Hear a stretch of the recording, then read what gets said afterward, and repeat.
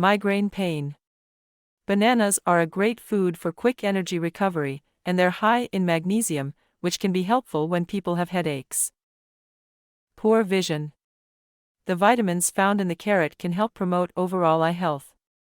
It contains beta-carotene, a substance that the body converts to vitamin A, an important nutrient for eye health. Ulcer. Because of its antioxidant activity, turmeric may help reduce ulceration. It might also reduce the inflammation and swelling in the stomach lining. Acidity. Sucking a piece of clove after meal helps in reducing acidity problem. Acne and blackheads. Eating red grapes with seeds can help in preventing the early signs of aging. They are filled with antioxidants that are beneficial to heal the redness and swelling around acne. Cough remedy. Freshly squeezed lemon with warm water or tea can help you soothe your sore throat and cough.